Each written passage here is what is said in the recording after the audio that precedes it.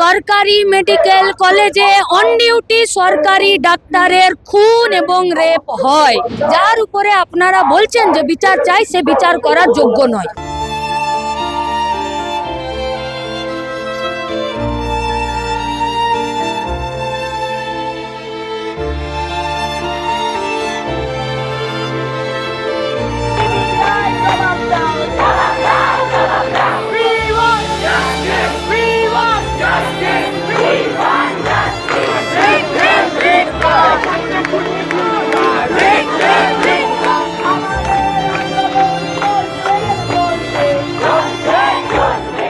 আরজি করের তদন্তে নেমে ঠিক কি করছে সিবিআই, এই প্রশ্ন তুলছে সিপিএম।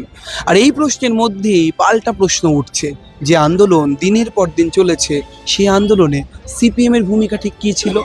সেদিন যদি আরজি করের গেটে মৃতদেহের সেই গাড়ি মীনাক্ষী মুখোপাধ্যায় না আটকাতেন, তাহলে কি সত্যিই প্রকাশ্যে আসতো আরজি করের এই নৃশংস ঘটনা? এই দাবি সিপিএম করছিল দিনের পর দিন। কিন্তু কি বলছেন ডিওয়াইএফআই নেত্রী মীনাক্ষী মুখোপাধ্যায়, শোনাবো আপনাদের।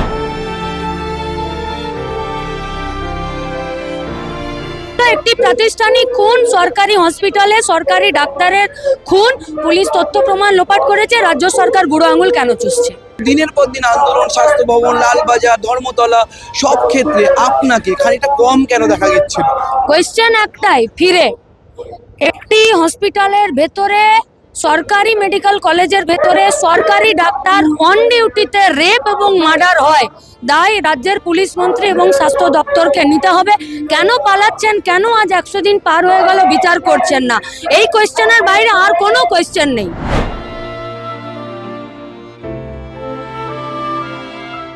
পশ্চিমবঙ্গে 13টা বছর ধরে একটি অন্যায়ের বিচার হয়েছে আমাদেরকে দেখিয়ে দিন।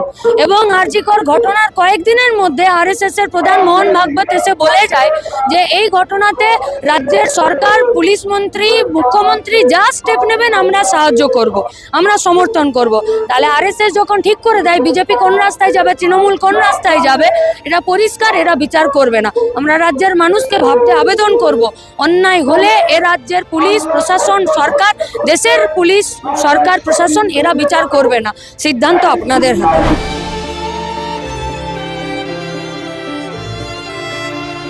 মোহন ভাগবত এসে পরিষ্কার বলে গেছেন, আরজি কর ঘটনায় রাজ্যের মুখ্যমন্ত্রী যা স্টেপ নেবেন আমি সমর্থন করব। এর থেকে আর বড় কথা কি বলতে পারি? রাজ্যের মানুষের কাছে আমাদের আবেদন, এ রাজ্যে কোনো অন্যায় অপরাধ হলে যার উপরে আপনারা বলছেন যে বিচার চাই, সে বিচার করার যোগ্য নয়।